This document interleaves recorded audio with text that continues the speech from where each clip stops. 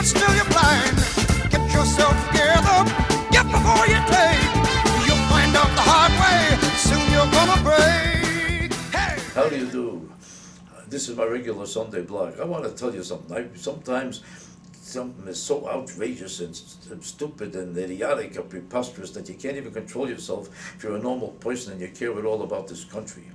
We have candidates right now running for president who are so distant from the intelligence necessary for the presidency that it's almost inconceivable. Would this happen in any private industry, in any real corporation who depends on profits or the execution of anything important to be accomplished in that company? Would they pick a guy who knows nothing about that business? Here is a guy like Barack Obama. We kept saying a million times how he's done nothing in his life, and the simple fact is, if he walked into a General Motors or a company where he never had anything to do with a car and said he wants to run the company just because he sat in the office for 2 years and accomplished nothing, like he sat in the Senate accomplishing nothing for 2 years. Would they say, what did you do? You did nothing? You got a resume? What do I see on this resume that makes you the right to run this company? And if all he could show is the address of where he sat and give you the name of the chair, that's no excuse for running for that company. Now, it's the same thing with Bloomberg. All he did was create the taxes out of control, and the whole city is out of control. You never hear about it because, oh, he's a big millionaire. All they know is he's got $5 billion, therefore he should run for president. As if to say, you got enough money for a grocery, therefore you should run the store. The question is, do you know anything about the business? Nobody asks.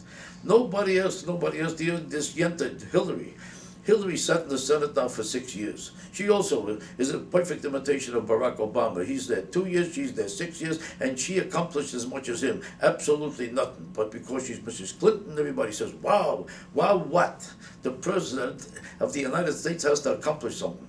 If you asked anybody what she accomplished, it's as much as Bloomberg and as much as Barack Obama. These are empty-headed morons who belong in this kind of a position as much as a cockroach belongs running your office. They don't know what the hell they're talking about. Here is a woman who not only accomplished nothing, not only she accomplished nothing, but she's totally corrupt, and nobody even mentions the whole history of corruption. The whole time that she was there with her husband, all they did is spend all their time trying to figure out how to hide from a prosecutor. And because she wasn't caught and she's not in jail, she should be a president. She was involved in more scandals than any 40 thieves put together. First, there was the Travelgate scandal, but somehow she got out of it. Then she was the Rose Law Firm scandal. And everybody knows she was guilty, couldn't find the papers, it was right next to her bed.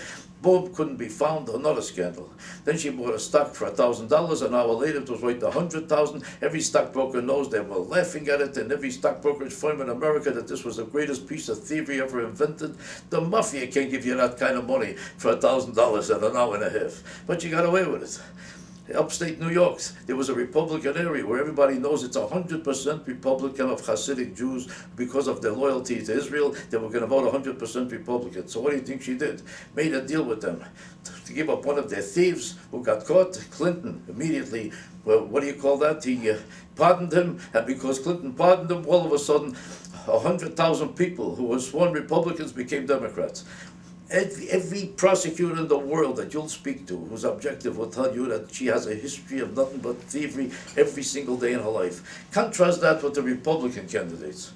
Every single one of the prominent Republican candidates are brilliant, capable people with extensive histories of phenomenal accomplishment. Giuliani, who transformed the whole city that was in the toilet into a success. McCain, who predicted every move in this war because he's a foreign policy genius. And he predicted that unless we have a huge army, with at least 40,000 more people than we have now, it's impossible to win the war. And it took Bush 3 years and the country 5 years to realize that he was right from the very first day. Not like Mrs. Clinton, who has a different opinion on the war every 10 minutes and according to what the poll number is.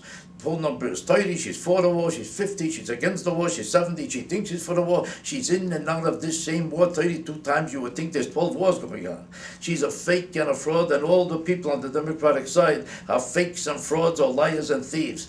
The Republican candidates like Giuliani and McCain and this new guy, Fred Thompson, who did accomplish something all of his life, and is a brilliant senator, a fantastic man, a genius in the law. These top people are the ones who should be president of the United States. Pick any one of them and you have a real president. Pick any one of the Democrats and you got a turkey, a moron, a fraud, or a liar, or a thief. That's what they're made out of. And people are morons to even consider them for the presidency of the United States.